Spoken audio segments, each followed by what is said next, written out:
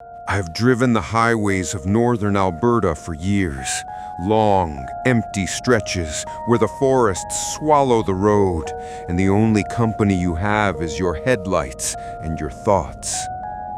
But I'll never forget what happened that night near Peace River, when a simple pit stop turned into something far darker. If you've ever pulled off the highway alone, thinking it's just a quick stop, you might want to think twice after this story. It was late August of last year. I was on a solo road trip across northern Alberta, from Edmonton up toward Grand Prairie, with plans to stop in Peace River for the night. I love that drive. The wide skies, the rolling forests, the quiet. But when the sun goes down, those same forests feel different. They feel alive. By the third day, I was behind schedule. The highway had thinned out, and I hadn't seen another set of headlights for nearly an hour. It must have been around 9:30 p.m. when I noticed the fatigue setting in, that heavy, dull fog in your mind that tells you you're running on fumes. So when I saw a small blue rest stop sign flicker by on the shoulder, I took the next exit.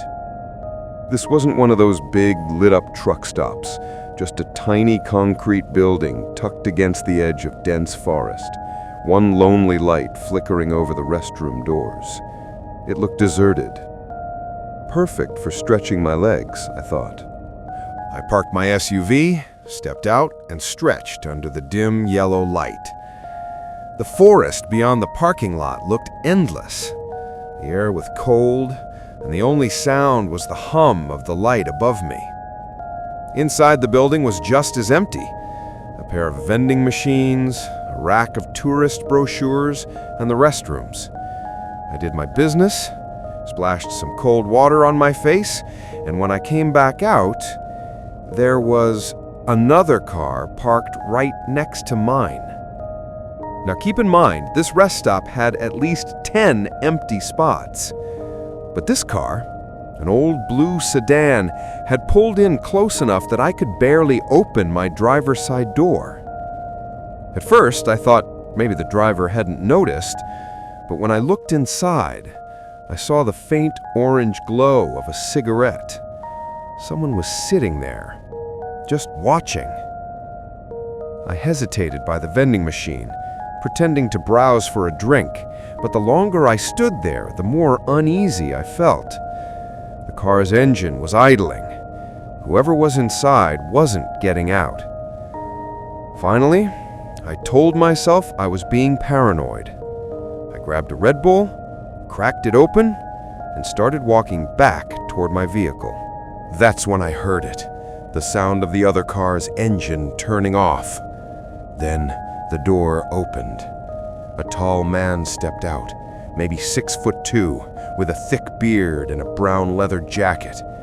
His hands were buried deep in his pockets, and his face, I don't know, there was just something off about his expression, like he wasn't there to talk. He started walking straight toward me. Every instinct in my body screamed, "Get in the car, now!" But I didn't want to seem scared, so I gave him a polite nod, muttered, "Evening," and started walking faster toward my vehicle. We passed each other. I thought that was the end of it. Then, from behind me, he said, "Hey." I turned around, and that's when I saw it. The barrel of a handgun pointed right between my eyes.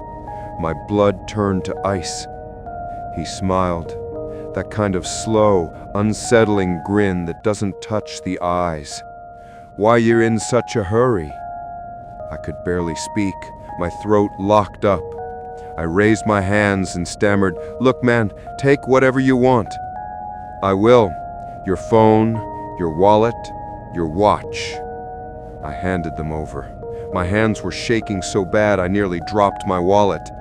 He pocketed everything, then tilted his head toward the trees behind the rest stop. "Now walk," he said. The forest behind that rest stop was pitch black, the kind of black that swallows light. I knew then this wasn't just a robbery. Still, I walked. My mind was racing. Every crunch of gravel under my boots felt like a countdown. We went maybe 15-20 meters into the woods. Then he said, "Stop. Turn around." When I did, he was already raising the gun again. The muzzle glinted in the dark. I knew I was going to die. Right there in the forest, with no one around for miles. He smiled wider. "Kneel," he said. I did. I closed my eyes. I could hear my own heartbeat in my ears. And then, bang, bang, bang. 3 shots. I screamed, fell forward into the dirt, but nothing. No pain. After a few seconds, I realized I was still breathing, still alive. Then I heard him laughing so hard it echoed through the trees. "Go home, kid," he said, still chuckling, "and don't forget to wash your pants." He turned and walked away, still laughing. It took me 10 full minutes before I could move again. When I finally stumbled back to my car, his sedan was gone. I sat there in silence, shaking so bad I could barely put the key in the ignition. I drove to the nearest town, High Prairie, and called the RCMP from a gas station. They took my statement, wrote everything down, but they didn't find him. No cameras, no witnesses. The officer told me it sounded like a sick prank, but I could tell he didn't really believe that.